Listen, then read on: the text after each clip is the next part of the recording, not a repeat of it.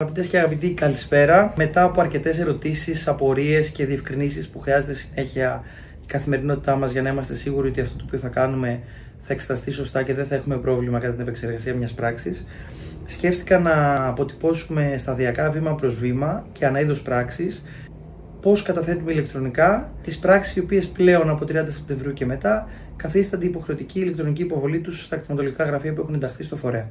Αυτές, με βάση το δελτίο τύπου που έχει ανακοινωθεί, είναι η αίτηση εξάλειψης προσημείωσης, η αίτηση εγγραφής προσημείωσης, η αιτήση του άρθρου 6 παράγραφος 4 και η αιτήση διόρθωσης προδήλου σφάλματος για τις περιπτώσεις εκείνες όμως για τις οποίες δεν απαιτείται κοινοποίηση στο ελληνικό δημόσιο. Για τις δεύτερες περιπτώσεις η διαδικασία ακόμα γίνεται διαζώσεις. Μπορούμε διευκρινιστικά ό,τι χρειαστείτε να επανέλθουμε ή με νεότερο υλικό ή με ανακοινώσεις στην ομάδα που έχουμε στο Facebook, Δικηγορική Ομάδα Υποθηκοφυλακή Εκτιματολόγοι.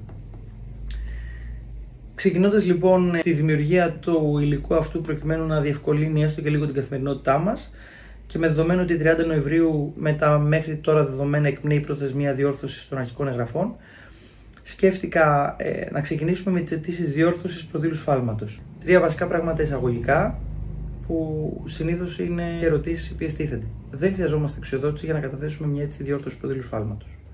Το ίδιο ισχύει και για τις αιτήσεις του άρθρου 6 παράγραφος 4, αλλά αυτά θα τα δούμε σε επόμενο βίντεο που θα ανεβάσουμε. Υπάρχει σχετική έγγραφη οδηγία προς όλα τα κτηματολογικά γραφεία της χώρας, πως εφόσον ο ετών είναι δικηγόρος και την αίτηση την υποβάλλει με την ιδιότητά του αυτή, δεν χρειάζεται να προσκομίσει εξοδότηση.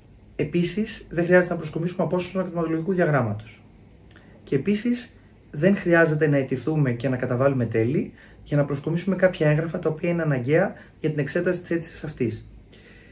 Διευκρινιστικά σε αυτό να πω μόνο το εξής. Η κατάθεση μιας αίτησης διόρθωσης προδήλου σφάλματος έχει ατέλεια. Τόσο ως προς την ίδια την αίτηση, δεν είναι κάποια πάγια πράξη για την οποία καταβάλουμε κάποιο ποσό, όσο και ως προς τα έξοδα τα οποία χρειάζονταν, αν ζητούσαμε την έκδοση αντιγράφων είτε συμβολογραφικών εγγράφων είτε οποιοδήποτε άλλο εγγράφου το οποίο κρίνεται αναγκαίο για την αίτησή μας, για την εξέταση της αίτησής μας, από τα κτηματολογικά γραφεία. Έχει λοιπόν πλήρη ατέλεια. Όταν τα έγγραφα των οποίων χρειάζεται η προσκόμιση στο κτηματολογικό γραφείο για να εξεταστεί η αίτησή μας βρίσκονται στο αρχείο του υποθηκοφυλακίου που θα εξετάσει την αίτησή μας, τα έγγραφα αυτά, αν δεν τα έχουμε διαθέσιμα για να τα προσκομίσουμε και να τα υποβάλουμε, τα υποδεικνύουμε σε σχετικό πεδίο που θα δούμε στην πορεία της παρουσίασης.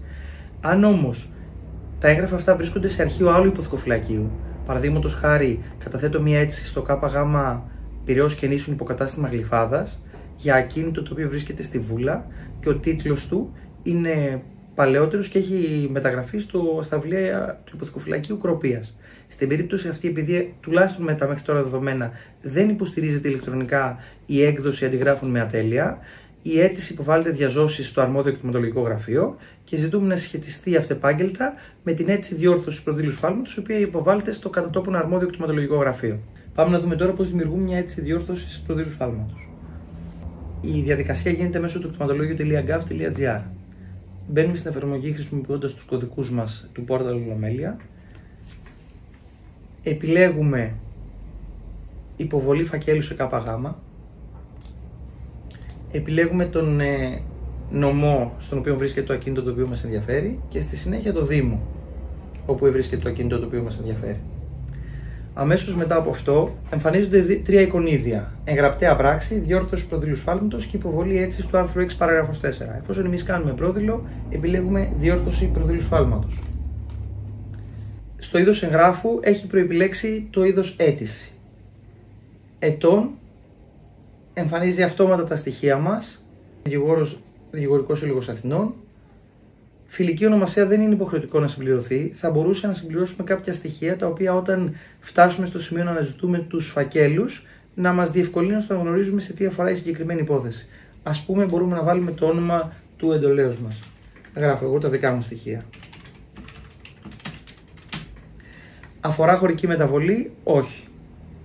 Έχει στοιχεία επικοινωνίας mail και προσθέτουμε το τηλέφωνό μας και πατάμε αποθήκευση. Ετούντες. Η αναζήτηση των στοιχείων των ετούντων μπορεί να γίνει με τους εξής τρόπους. Αναζήτηση προσώπου μέσω ΑΔΕ, όπου επιλέγω τα στοιχεία του προσώπου, επιλέγω το αφημί. Αναζήτηση προσώπου σε περίπτωση που δεν είχα αφημί. Και δημιουργία. Ας ξεκινήσουμε από το πρώτο. Αναζήτηση στοιχείων μέσω ΑΔΕ. Πληκτρολογώ το αφημί πατάω αναζήτηση. Στο σημείο αυτό μου εμφανίζει τα στοιχεία, μου λέει ότι είμαι φυσικό πρόσωπο αυτός που ψάχνω, ότι το αφημί μου είναι αυτό και μου εμφανίζει τα αρχικά γράμματα του επιθέτου και του ονόματός μου, χωρίς να μου εμφανίζει επιπλέον στοιχεία. Στην πορεία όμως της αίτησης, και αφότου πατήσω προσθήκη του συγκεκριμένου προσώπου, θα μου τα εμφανίσει όλα. Πατάω λοιπόν προσθήκη του συγκεκριμένου προσώπου και πλέον μου εμφανίζει όλα μου τα στοιχεία. Όνομα, επώνυμο, είδος προσώπου φυσικό, αφημί, ταυτότητα, ημερομηνία γέννησης. Πατάω επόμενο. Με αυτόν τον τρόπο ουσιαστικά έχω συμπληρώσει τα στοιχεία του προσώπου. Το επόμενο βήμα είναι στοιχεία ακινήτων. Εκεί λοιπόν επιλέγω προσθήκη ακινήτου και στα στοιχεία του ακινήτου προσθέτω το ΚΑΕΚ. Προσθέτουμε λοιπόν τα στοιχεία του ΚΑΕΚ. Στο πρώτο πεδίο που έχουμε βάζουμε τους 12 αριθμούς, στο δεύτερο βάζουμε τον αριθμό της κάθετης και στον τρίτο τον αριθμό της οριζόντιας. Πατάμε αναζήτηση. Μας εμφανίζει τα βασικά στοιχεία του ακινήτου, δηλαδή τι είναι και πού βρίσκεται, και εφόσον είναι αυτό το οποίο ψάχνουμε, επιλέγουμε προσθήκη.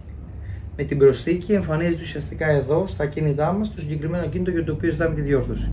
Αν θέλαμε να διορθώσουμε και λάθη, σφάλματα σε άλλα ακίνητα του ίδιου ιδιοκτήτη στο ίδιο κτηματολογικό γραφείο και η αίτησή μας θα ήταν ξεκάθαρο το περιεχόμενό της σε τι αφορά, θα μπορούσαμε εδώ να προσθέσουμε προσθήκη νέου ακινήτου και αντίστοιχα να προσθέσουμε τις υπόλοιπες οριζόντιες.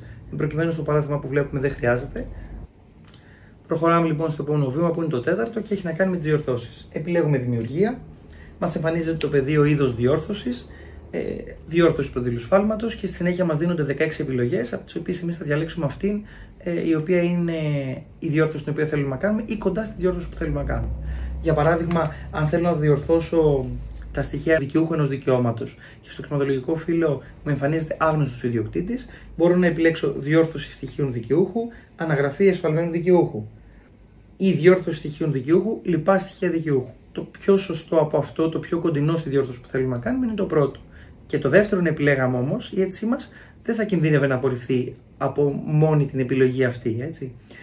Αντίστοιχα, αν θέλω να διορθώσω κάποια στοιχεία σε σχέση με τον τίτλο κτήσης, μου δίνει την επιλογή να διορθώσω την αιτία κτήσης, αν επιλέξω αυτό το πεδίο, ή να διορθώσω τα λοιπά στοιχεία του τίτλου, που μπορεί να είναι ο συμβολιογράφος ή ο αριθμός του συμβολέου κτλ. Ή να διορθώσω στοιχεία που έχουν να κάνουν με τη μεταγραφή. Σημειώνεται ότι σύμφωνα με όσα προβλέπονται στο 5076 του 23, η διόρθωση των στοιχείων της μεταγραφής γίνεται και αυτεπάγγελτα. Δεν είναι δηλαδή προαπαιτούμενο να διορθωθούν αυτά για να ακολουθήσει η καταχώρηση μιας μεταγενέστερης πράξης.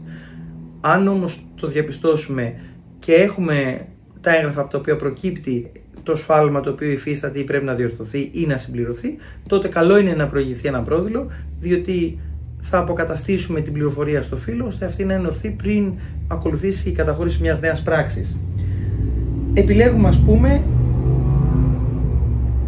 διόρθωση στοιχείων τίτλου, αιτία κτήσης. Εδώ απάνω εμφανίζει ένα πορτοκαλί εικονίδιο που λέει επόμενο βήμα. Αν το επιλέξω αυτό, θα με προχωρήσει στο επόμενο κομμάτι της διόρθωσής μου. Αν δεν το επιλέξω και πατήσω επόμενο, θα μου εμφανιστεί αυτό εδώ το παράδρο που θα μου λέει παρακαλώ ολοκληρώστε, επιλέξτε την κατάλληλη επιλογή και πατήστε το επόμενο. Άρα επιστρέφω εδώ, πατάω επόμενο βήμα και στη συνέχεια μου ανοίγει μια καρτέλα στην οποία περιγράφω το σφάλμα, αποθηκεύω και πηγαίνω στο επόμενο βήμα, συμπληρώνω την αιτούμενη διορθωτική ενέργεια και στη συνέχεια μου εμφανίζει ένα πεδίο στο οποίο υποδεικνύω τα έγγραφα τα οποία δεν θα συνυποβάλω με την αίτησή μου, αλλά είναι αυτά τα οποία πρέπει το γραφείο να αναζητήσει αυτεπάγγελτα. Ας δούμε λοιπόν το παράδειγμά μας αυτό ακριβώς. Περιγραφή του σφάλματος λοιπόν. Εδώ αποτυπώνουμε το σφάλμα έτσι όπως το έχουμε διαπιστώσει. Εσφαλμένα αναφέρεται στα στοιχεία που έχουν καταχωριστεί στα αρχαία κτηματολογικά φύλλα ως τίτλος κτήσης, ως αιτία κτήσης η γονική παροχή, αντί του ορθού που είναι δωρεά εν ζωή. Αιτούμενη διορθωτική ενέργεια. Επιλέγουμε να διορθωθεί το είδος της πράξης από το ασφαλμένο γονική παροχή στο ορθό δωρεά εν ζωή. Στοιχεία τίτλων εγγραπταίων πράξεων που τεκμηριώνουν την αιτούμενη διόρθωση. Αν και εφόσον έχουμε τον τίτλο κτήσης, τον συνυποβάλλουμε και εδώ δεν γράφουμε τίποτα. Μπορούμε να συνυποβάλλουμε και πιστοποιητικό μεταγραφής. Αν δεν τον έχουμε και δεν έχουμε κάποιο αντίγραφο, εδώ σε αυτό το πεδίο αναφέρουμε να αναζητηθεί από την υπηρεσία ή με αριθμό τάδε συμβολογραφική πράξη δωρεάν σε ζωή του συμβολιογράφου. Μετά από αυτό επιλέγουμε επόμενο βήμα. Μου εμφανίζει το ίδιο. Παρακαλώ ολοκληρώστε, επιλέξτε την κατάλληλη επιλογή και πατήστε το βήμα επόμενο. Οπότε επιστρέφω, πατάω το βήμα επόμενο και μετά μου εμφανίζει ακριβώς όλα αυτά τα οποία θα έπρεπε να έχω δει σε ένα τελικό αρχείο. Περιγραφή του σφάλματος, ετούμενη διορθωτική ενέργεια, στοιχεία τίτλου. Επιλέγω επόμενο, οπότε πλέον πάμε στα συνυποβαλλόμενα.